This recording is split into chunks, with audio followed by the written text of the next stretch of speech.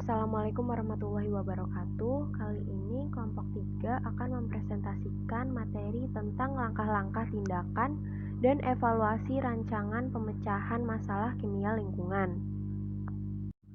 Yang pertama, pendahuluan. Monitoring lingkungan dan biomonitoring merupakan pemantauan terhadap efek toksin pada manusia, dan untuk mengevaluasi suatu paparan bahan kimia terhadap manusia tergantung dari faktor sifat fisikokimia suatu bahan, kebersihan diri manusia itu sendiri, serta beberapa faktor biologi antara lain umur dan jenis kelamin. Monitoring lingkungan dilakukan untuk menilai paparan bahan kimia terhadap manusia, sedangkan efek biologi pada manusia dapat dilakukan dengan biomonitoring. Keuntungan dari pemakaian metode ini adalah terkaitnya bahan kimia secara sistematik yang dapat dipakai untuk memperkirakan risiko yang terjadi secara sederhana dan ringkas. Keunggulan menggunakan kedua monitoring tersebut adalah kecocokan atau kesamaan prediksi paparan bahan kimia pada manusia dan efek biologi yang terjadi, sehingga mudah dalam melakukan pencegahan gangguan kesehatan baik secara akut maupun kronis. Contoh monitoring lingkungan pada petani jeruk terhadap pemakaian pestisida dan biomonitoring dengan pengujian kadar kolinesterase darah pada petani tersebut.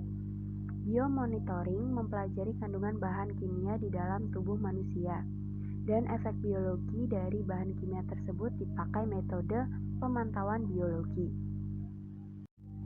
Secara umum, tujuan dari kegiatan pemantauan biologi adalah sama dengan pemantauan ambien, yaitu mencegah terjadinya paparan bahan kimia yang dapat menyebabkan gangguan kesehatan baik secara akut maupun kronis.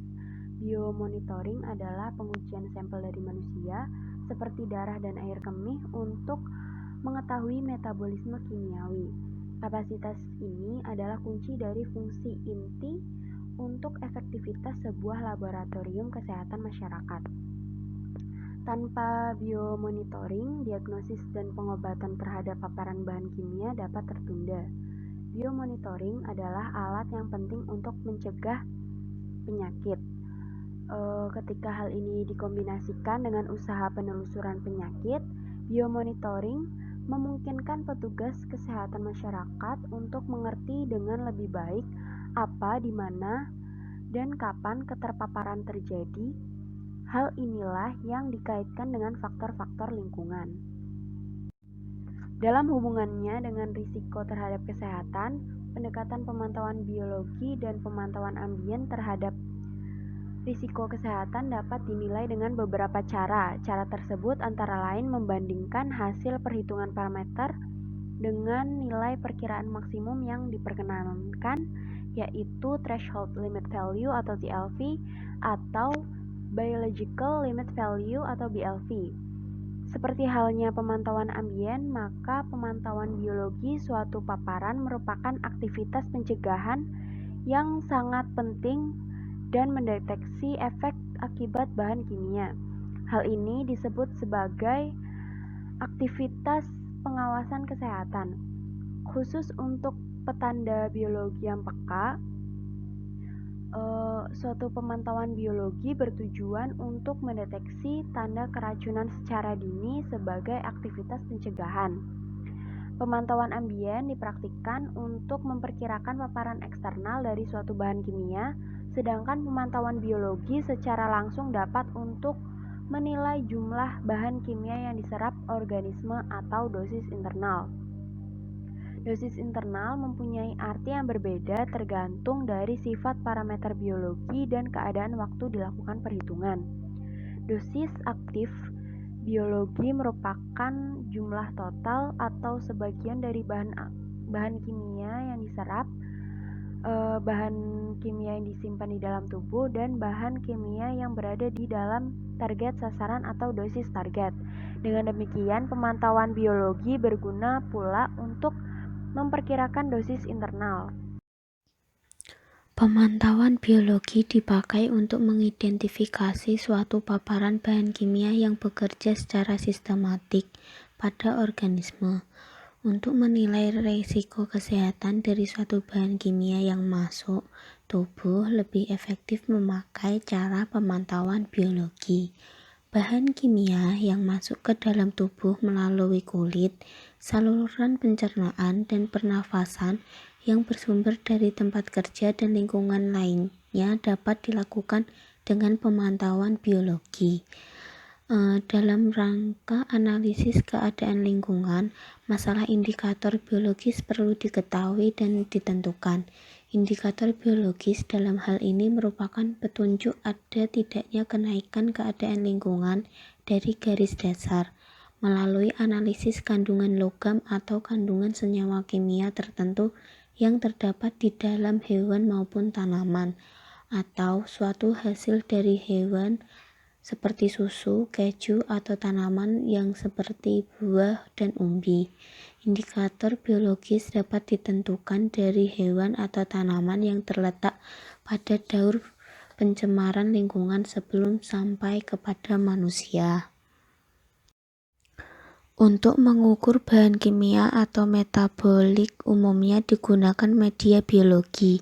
Media biologi yang sering dipakai adalah urin, darah, udara, alveolus.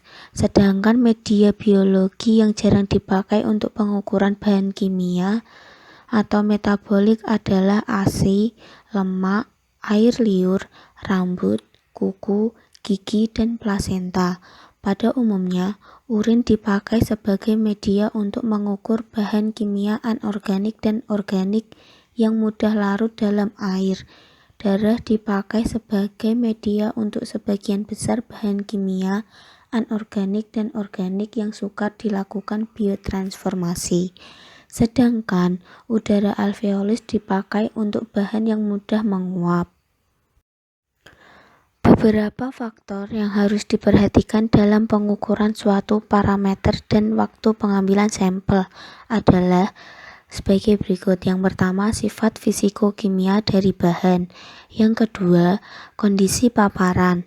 Yang ketiga, parameter toksokinetik meliputi distribusi, biotransformasi, dan eliminasi. Yang keempat, sensitivitas dari metode analisis. Yang kelima, gangguan kesehatan. Yang keenam, dosis organ, seperti besar dosis pada organ. Yang ketujuh, dosis target, meliputi besar dosis pada sasaran. Sebagai contoh adalah kadmium dalam darah, merupakan logam berat yang secara umum dapat mengganggu kesehatan. Tetapi kadmium dalam urin merupakan indikator yang baik terakumulasinya logam berat tersebut di dalam ginjal. Berdasarkan selektivitas dari pemeriksaan bahan kimia atau metabolitnya, maka pemeriksaan dapat bersifat selektif dan non-selektif. Pemeriksaan yang selektif untuk bahan-bahan kimia tunggal, sedangkan pemeriksaan non-selektif untuk gabungan bahan kimia. Pada pemeriksaan invasif memerlukan misalnya sampel darah dan sampel jaringan, sedangkan yang non-invasif hanya memerlukan sampel urin, udara, alveolus, dan kuku.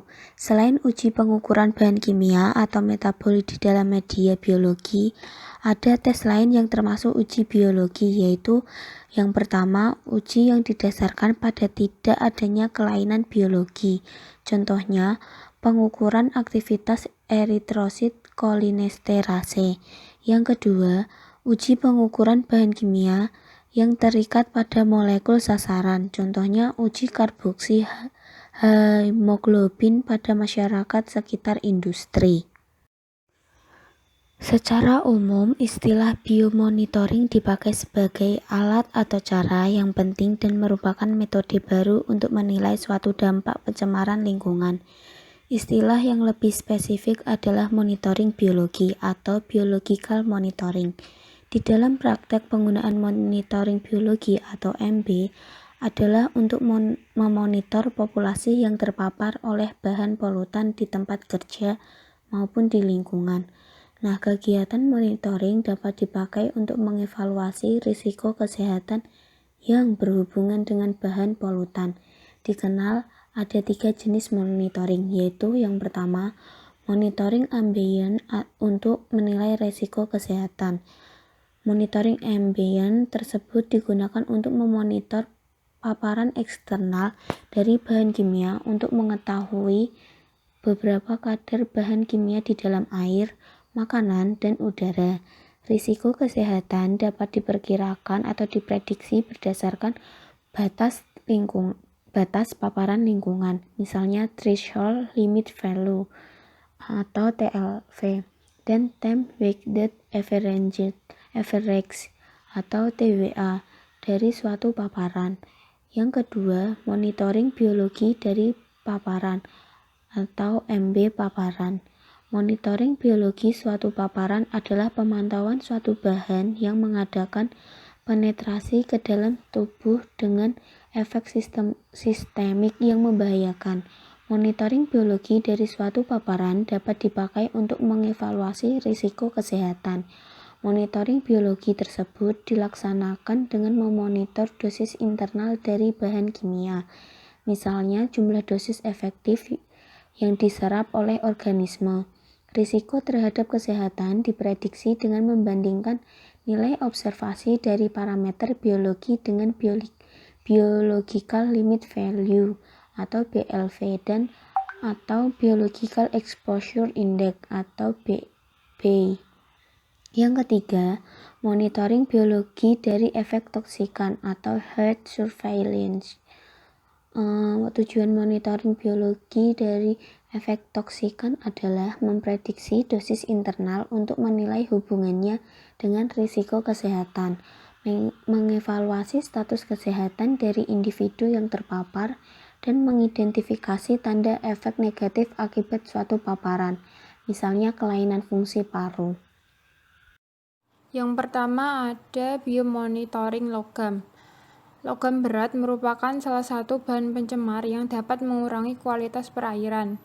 Untuk itu, maka diperlukan metode untuk mengevaluasi dan memantau kualitas perairan sebagai kepentingan universal manusia.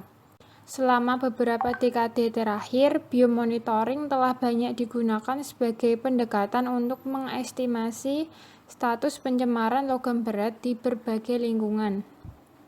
Biomonitoring adalah penggunaan suatu spesies tertentu yang dapat memberikan informasi terkait dengan status pencemaran lingkungan oleh logam berat tertentu berdasarkan analisis matriks lingkungan, analisis jaringan, dan molekul organisme yang terpapar logam berat dan efeknya kepada manusia. Biomonitoring logam dapat dilakukan dengan pemeriksaan suatu media untuk menentukan bahan logam. Media yang dipakai antara lain darah atau urin, jaringan tubuh, ikan, binatang invertebrata, dan tanaman perairan. Yang pertama, logam yang dapat ditemukan pada darah atau urin seperti kadmium, zat besi, mangan, tembaga, merkuri, dan seng. 2. Logam berat di atmosfer yang ditemukan pada jaringan burung, yaitu partikel timbal, kadmium, arsen, dan merkuri. Logam berat tersebut berasal dari pabrik pengelasan logam dan secara tidak langsung, burung memakan serangga yang terkontaminasi oleh logam berat. Tempat akumulasi logam berat di dalam tubuh burung terletak pada jaringan dan bulu burung. 3. Logam berat di perairan yang ditemukan pada ikan seperti kromium, tembaga, timbal, dan seng. Logam tersebut akan meningkat kadarnya apabila ada peningkatan BOD di perairan.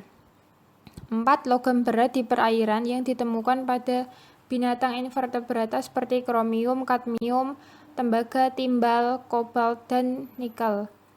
Adanya logam berat tersebut pada tubuh invertebrata merupakan indikator tercemarnya lingkungan.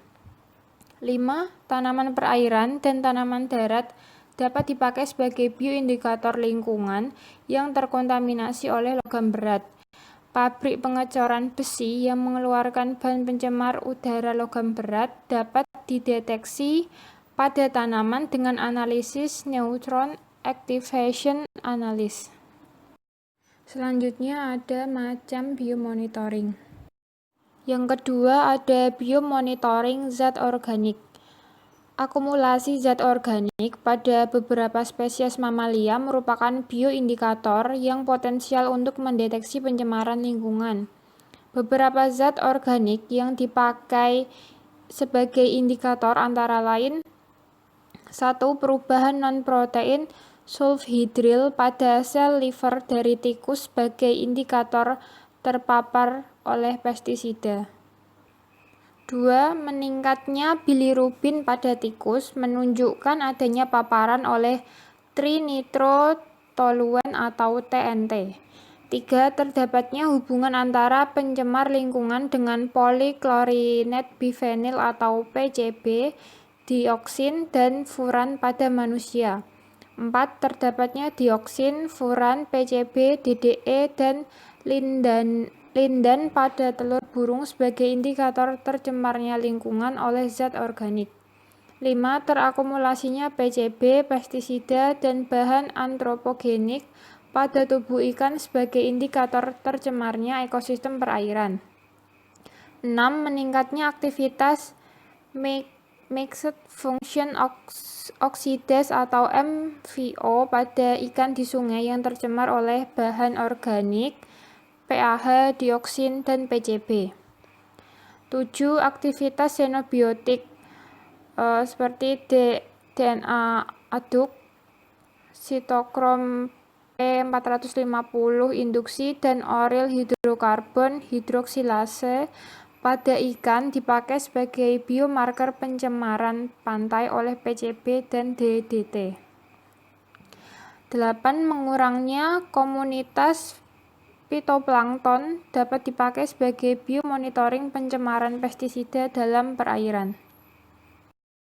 Yang ketiga ada biomonitoring limbah cair. Ada beberapa studi toksisitas yang dipakai untuk menilai buangan limbah cair, antara lain pemakaian bakteri dan pemakaian invertebrata. Limbah pabrik kertas yang mengandung bahan kimia pemutih dilakukan studi memakai biota air, misalnya ikan. Cara baru untuk menilai kualitas air laut yang terkontaminasi oleh bahan kimia pemutih adalah dengan cara bioassay, antara lain uji inhibisi pertumbuhan algae dan uji larva biota air. Contoh biomonitoring limbah cair salah satunya adalah pengawasan pencemaran keadaan lingkungan di perairan Lombok. Khususnya pencemaran oleh logam berat perlu dilakukan karena adanya pertambangan yang dilakukan oleh PT Newmont Nusa Tenggara yang membuang limbah tailingnya ke laut. Oleh karena itu, sebaran atau akumulasi logam berat tersebut perlu dimonitoring secara terus-menerus. Pengukuran suhu, salinitas, kekeruhan, pH, logam berat pada alga dan air dengan metode biomonitor alga perlu dilakukan. Pada kasus ini, peneliti mencoba memonitoring parameter fisika kimia yang mencakup pH, suhu, kekeruhan, salinitas, dan logam berat Pb dalam air, serta parameter biokimia yang meliputi kandungan Pb dalam alga coklat, sehingga peneliti bisa mengetahui bagaimana keadaan lingkungan perairan di pantai Sapahnae, Buak Selong Belanak, dan Nipah. Judul dari penelitian ini adalah Biomonitoring Kondisi Perairan Sapahnae, Lombok Timur, Buak Selong Belanak, Lombok Tengah, dan Nipah, Lombok Utara, dilihat dari parameter fisika, kimia, dan biokimia. Pencemaran udara adalah masuknya atau dimasukkannya zat, energi, dan atau komponen lain ke dalam udara ambien oleh kegiatan manusia, sehingga mutu udara ambien turun sampai tingkat tertentu yang menyebabkan udara ambien tidak dapat memenuhi fungsinya. Pencemaran udara akan berdampak pada bidang ekonomi, kesehatan, maupun lingkungan, sehingga pencemaran ini merupakan masalah yang mendesak untuk ditangani dan diperlukan pemantauan untuk mencegah terjadinya pencemaran udara yang lebih jauh. Salah satu upaya yang dilakukan pemerintah adalah dengan mengoperasikan jaringan pemantau kontinu otomatis. Namun, terdapat kendala, yaitu jumlah alat pemantau dan dana yang terbatas, serta pengamatan terfokus pada jalan raya saja, sehingga sampel tidak mewakili lingkungan secara keseluruhan. Oleh karena itu, diperlukan cara lain yang tidak mahal dan lebih sederhana, namun tetap efektif serta akurat. Salah satu di antaranya adalah dengan biomonitoring. Sistem pemantauan dengan biomonitoring tidak memerlukan biaya besar karena menggunakan organisme yang telah tersedia di alam. Perubahan ambien atmosfer oleh adanya bahan pencemar di udara akan dapat mempengaruhi kehidupan tanaman. Oleh karena itu, daun pinus jarum dapat digunakan sebagai indikator pencemaran alifatik hidrokarbon. Dengan pemeriksaan gas kromatografi, ditemukan bahwa kadar hidrokarbon lebih tinggi pada daun pinus yang berumur tua. Kemudian tumbuhan lain yaitu tanaman tingkat rendah seperti lincen parmalia sulcata dapat digunakan juga sebagai indikator pencemaran udara. Namun kerak atau lincen ini sangat sensitif terhadap pencemaran udara sehingga dapat dijadikan bioindikator pencemaran udara. Biomonitoring asidifikasi bertujuan untuk mengetahui hubungan bahan kimia terhadap keasaman pada perairan yang dapat menyebabkan dampak pada biota yang berada pada lingkungan tersebut dan mencegah pencemaran lingkungan perairan akibat reaksi bahan kimia berlebihan. Perairan yang mempunyai pH rendah akan bersifat asam. Keasaman perairan dapat dideteksi dengan memakai biota marker yang hidup dalam perairan tersebut. Seperti pada hewan amfibi, efek perairan dengan pH rendah terhadap hewan amfibi akan menyebabkan terlambatnya metamorfosa, menurunnya daya tahan, dan menurunnya berat badan hewan amfibi tersebut, sehingga hewan amfibi ini dapat digunakan sebagai biomarker untuk biomonitoring terhadap keasaman suatu perairan. Kemudian biomonitoring kesehatan manusia. Biomonitoring ini berkaitan dengan semua macam biomonitoring, baik udara, air limbah, dan lainnya. Karena salah satu tujuan akhir dari biomonitoring sendiri adalah untuk mencegah gangguan kesehatan pada manusia. Contohnya, timbal dan kadmium pada wanita yang melahirkan dapat dimonitoring dengan pemeriksaan ASI dan darah. Topik selanjutnya yaitu ada pemeriksaan kolinesterase. Penggunaan pestisida untuk mengendalikan hama tanaman mengandung resiko kecelakaan pada manusia dalam bentuk keracunan kronik atau akut atau kematian. Beratnya tingkat keracunan berhubungan dengan tingkat penghambatan kolinesterase dalam darah. Kemampuan zat meracuni tubuh berbeda untuk tiap zat. Hal ini dipengaruhi oleh banyak faktor, baik faktor yang terkandung dalam racun maupun faktor yang terkandung di luar zat racun. Kemampuan suatu zat meracuni tubuh antara lain dipengaruhi oleh beberapa faktor, yaitu sifat fisik bahan kimia, gas, uap, debu, kabut, foam, awan, dan asap. Yang kedua ada dosis atau jumlah dan konsentrasi racun yang masuk ke dalam tubuh. Selanjutnya ada lama paparan. Sifat kimia dari zat racun seperti persenyawaan, besar molekul, kelarutan dalam jaringan tubuh, dan jenis pelarut. Jalan zat masuk racun ke dalam tubuh melalui pernafasan, pencernaan, kulit, dan selaput lendir. Yang terakhir ada faktor host atau pejamu seperti umur, jenis kelamin, derajat kesehatan tubuh, toleransi, kebiasaan, nutrisi, dan faktor genetik. Menurut data yang ada, golongan pestisida yang banyak digunakan pertanian Indonesia adalah golongan organofosfat dan karbamat, suatu golongan pestisida yang dikenal sebagai inhibitor untuk enzim kolinesterase. Beberapa zat terkandung dalam pestisida seperti golongan organofosfat dan karbomat mampu mengurangi kemampuan enzim kolinesterase untuk menghidrolisa asetilkolin, sehingga laju penyampaian rangsangan pada impuls saraf terhambat dan pada akhirnya akan menyebabkan kelainan fungsi sistem syaraf. Jika terjadi keracunan pestisida, golongan organofosfat dan karbamat akan menurunkan aktivitas enzim kolinesterase pada tingkat tertentu sesuai dengan tingkat keracunannya. Sebetulnya, selain dengan melihat aktivitas enzim kolinesterase, keracunan pestisida dapat diketahui dengan cara melihat gejala-gejala yang ditimbulkan atau keluhan subjektif. Enzim kolinesterase sangat penting terutama untuk kerja sistem syaraf.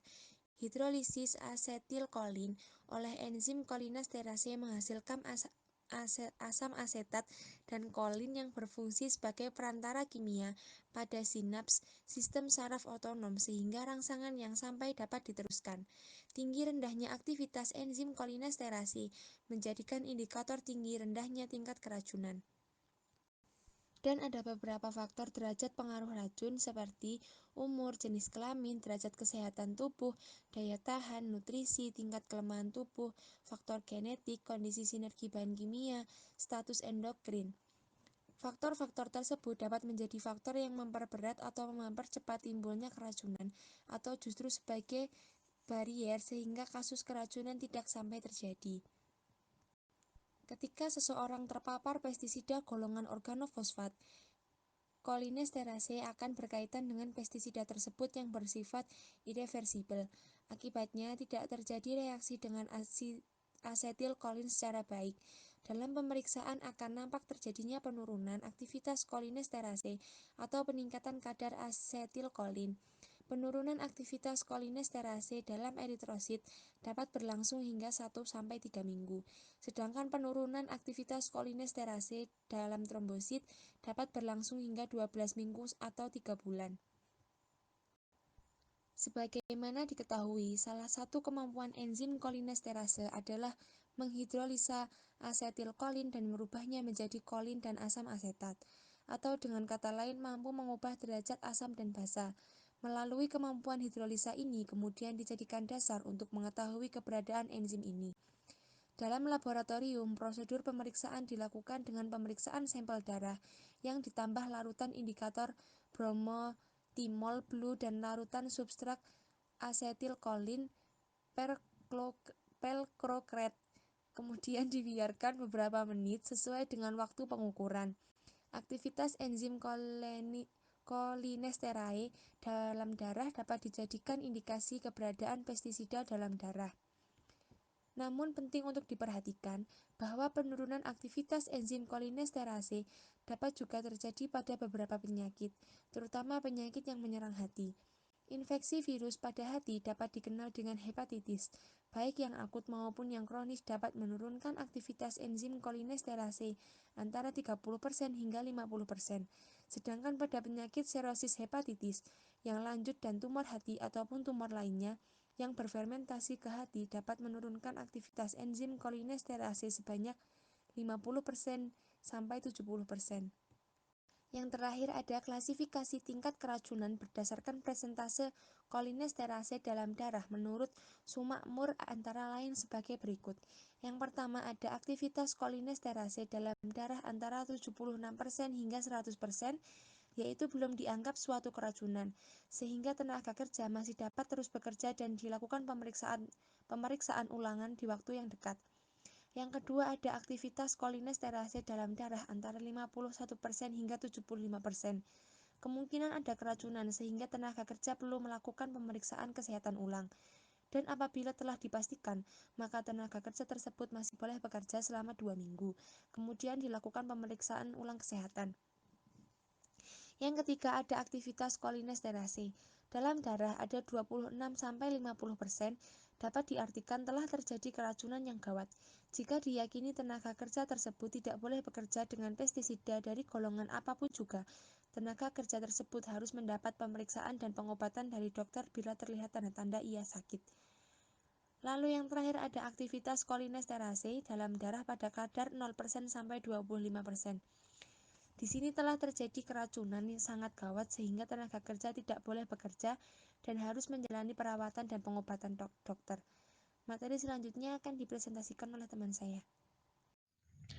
Sedangkan menurut Depkes RI atau Departemen Kesehatan RI, diagnosa gejala keracunan dapat dilakukan dengan uji atau tes kolinesterase dengan tingkat keracunan 75-100%. Kadar kolinesterase termasuk normal, Kemudian 50-75% ini termasuk keracunan ringan, 25-5% termasuk keracunan sedang, dan 0-25% termasuk keracunan berat. Next. Yang selanjutnya adalah upaya-upaya mencegah terjadinya keracunan di tempat kerja. Nah, sebenarnya terdapat beberapa langkah-langkah atau upaya-upaya untuk mencegah terjadinya keracunan di tempat kerja.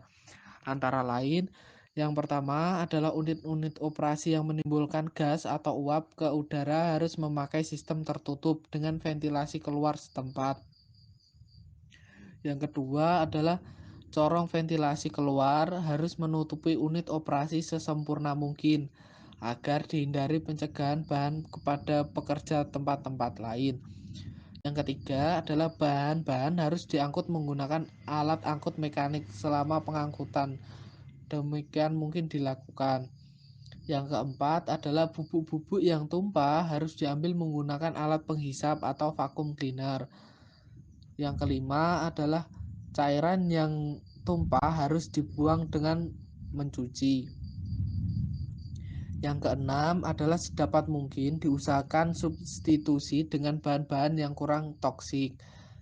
Yang ketujuh adalah suhu harus diatur apabila terdapat bahan-bahan yang mengalami dekomposisi oleh panas. Dan yang kedelapan adalah untuk ventilasi umum harus dipakai udara segar dan tidak dipakai udara berulang kali. Next. B. Pemeriksaan kolinesterase darah. Pemeriksaan kadar kolinesterase darah pada manusia menggunakan alat yang dinamakan tintometer kit. Nah, untuk alat yang digunakan, kemudian bahan, kemudian langkah-langkah kerja yang perlu dilakukan antara lain sebagai berikut. Yang pertama adalah alat yang digunakan. Dalam pemeriksaan ini dibutuhkan beberapa alat. Yang pertama adalah alat pengambil darah. Ini meliputi autoklik, kemudian mikropipet atau juga dapat digantikan dengan clinipipet. Kemudian yang kedua reaksi, yang ketiga adalah komparator dan kolinesterase komparator disk. Nah, ini adalah komponen terpenting dalam pemeriksaan ini. Kemudian bahan-bahan yang diperlukan dalam pemeriksaan. Dalam pemeriksaan ini pula diperlukan beberapa bahan, yaitu tepatnya ada 4 bahan. Yang pertama adalah bromthymol blue atau BTB, yang kedua adalah asetilkolin perklorat atau ACP, kemudian yang ketiga adalah aquades bebas CO2 atau dengan nama lain aquabides, dan yang keempat ini adalah alkohol 70%. Next. Cara kerja. Nah, dalam pemeriksaan ini diperlukan langkah-langkah kerja yang tepat agar dihasilkan hasil yang akurat. Adapun langkah kerja yang perlu dilakukan adalah yang pertama pembuatan larutan asetilkolin perklorat atau ACP. Larutan ini harus selalu dibuat baru karena larutan asetilkolin perklorat atau ACP dalam air tidak dapat bertahan lama sehingga harus segera digunakan. Jika terlalu lama dibiarkan atau tidak digunakan, ini akan terjadi perubahan pH yang nantinya akan mempengaruhi hasil akhir. Untuk langkah yang kedua adalah pengambilan sampel darah. Sampel darah ini biasa diambil pada ujung jari, dan jari yang digunakan atau yang sering digunakan adalah jari telunjuk, kemudian jari tengah atau jari manis yang ditusuk menggunakan autoklik. Nah, dalam pengambilan sampel darah ini diperlukan beberapa hal yang perlu diperhatikan. Untuk hal yang pertama adalah sebelum ditusuk, sekitar jari dibersihkan dengan alkohol 70% agar terbebas dari kuman. Hal yang kedua adalah selanjutnya dari ditusuk dengan autoklik atau nama lainnya adalah lancet, tekan jari sampai darah keluar, lalu gunakan mikropipet atau clinipipet untuk menghisap darah sebanyak 0,01 cc. Next.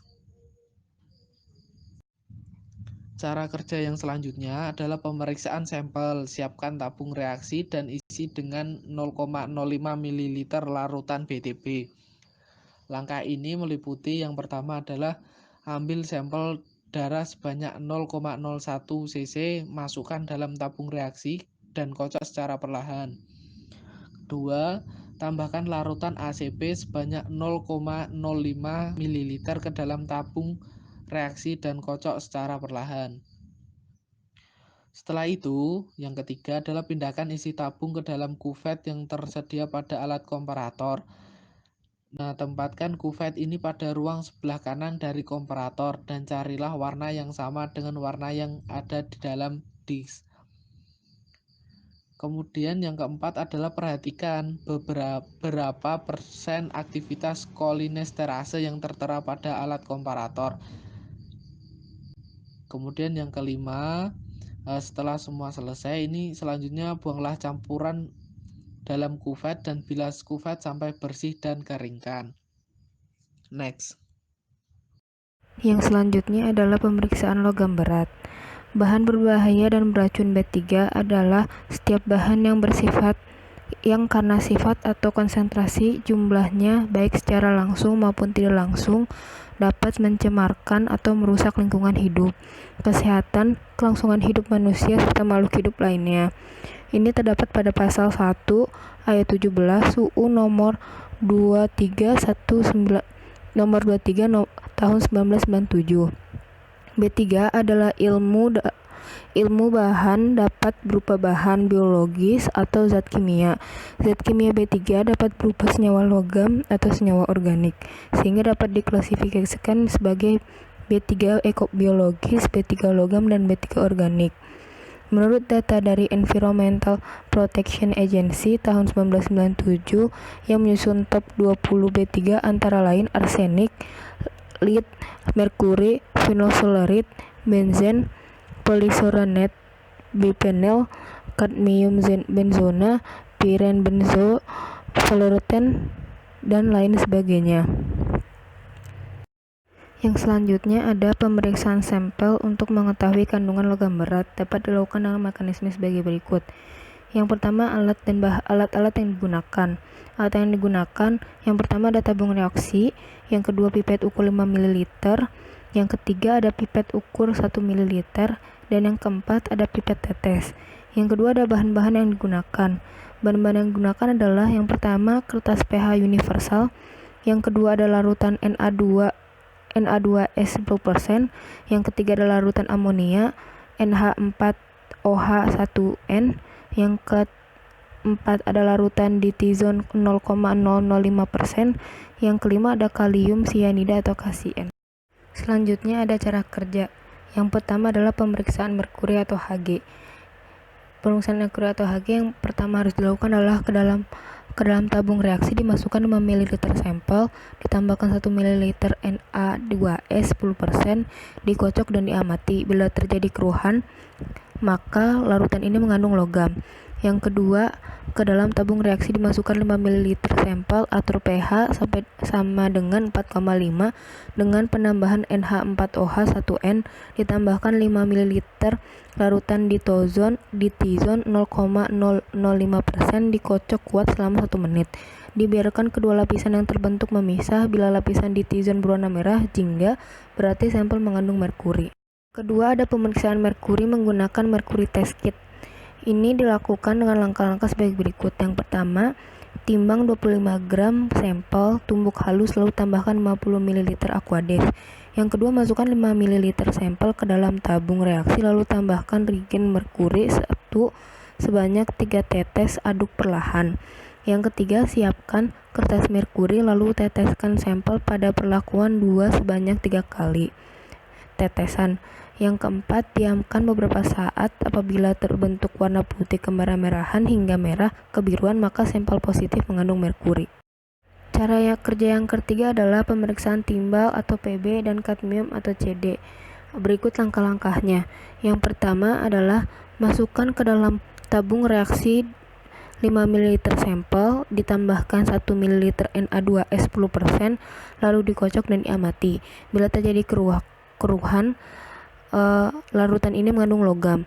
Yang kedua, Masukkan ke dalam tabung reaksi 5 ml sampel, atur pH sama dengan 8,5 dengan penambahan NaH4OH1N, ditambahkan 5 ml larutan ditizon 0,005%, lalu dikocok kuat. Dibiarkan kedua lapisan yang terbentuk memisah. Bila lapisan ditizon berbentuk merah muda, berarti sampel mengandung kadmium. Yang ketiga, masukkan ke dalam tabung reaksi 5 ml sampel, atur pH sama dengan 8,5 dengan penambahan NH4OH1N, dimasukkan kristal KCN, ditambahkan 5 ml larutan ditizon 0,005%. Lalu kocok kuat, biarkan kedua lapisan yang terbentuk memisah.